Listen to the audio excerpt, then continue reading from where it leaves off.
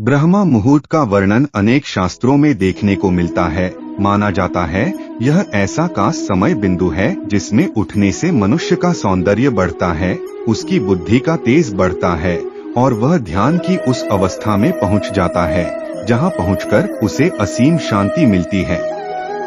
अब सामान्य दृष्टि से देखें तो चूंकि ब्रह्मा मुहूर्त में जगने पर वातावरण में चारों तरफ शांति होती है, ऐसे में इंसान के पास किसी भी विषय पर ध्यान केंद्रित करना आसान रहता है।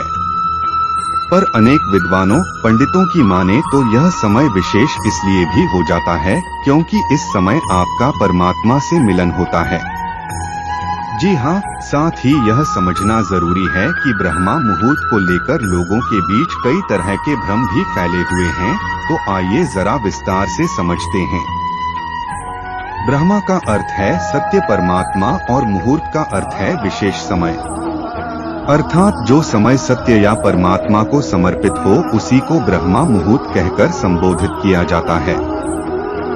अन्य शब्दों में जिस समय परमात्मा का ध्यान हो उसी को ब्रह्मा मुहूर्त कहा गया है। ब्रह्मा मुहूर्त किसी खास ध्यान विधि, योगा और तमाम तरह के जादुई अनुभवों का नाम नहीं है, जैसा कि समाज में लोगों के बीच ब्रह्मा मुहूर्त को लेकर धारणा देखने को मिलती है। ब्रह्मा मुहूर्त न तो हमें खास तरह के अनुभव दे सकता है, न ही इससे हम अलौकिक शक्तियां पा सकते हैं। अब प्रश्न है, क्या लाभ हुआ ब्रह्मा मुहूर्त का? यही कि जिस समय तुम सच्चाई के करीब आते हो, आपके जीवन में झूठ से ज्यादा सत्य को महत्व मिलता हो, उसी समय को ब्रह्मा मुहूर्त कहकर संबोधित किया गया है। उदाहरण के लिए आप किसी सत्संग में जाते हैं जहां ऐसे धार्मिक ग्रंथ का पाठ होता है जिससे मन साफ होता है, आपको अपने जीवन का हाल मालूम होता है, अपनी कमियां मालूम होती है, तो जिस समय आप ऐसे सत्संग में बैठकर अपनी सच्चाई को जाने, यही ब्रह्मा मुहूर्त हो गया।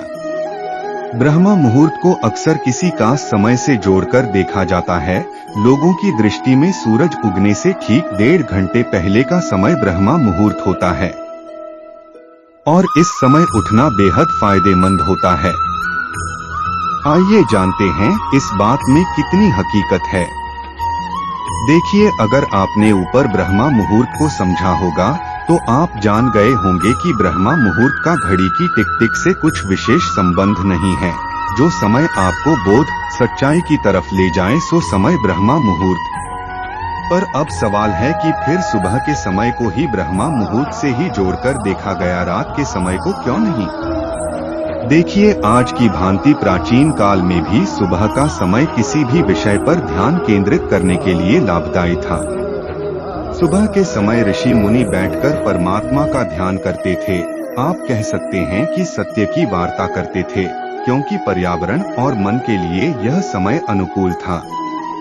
इस तरह बाद में आम लोग भी अपने अस्त व्यस्त जीवन से थोड़ा ध्यान हटाकर अपने दुखों और बंधनों से मुक्ति के लिए परमात्मा में लीन हो सके, इस उद्देश्य से ब्रह्मा मुहूर्त नामक विधि इजाद की गई, जिसका आज भी लोग पालन करते हैं।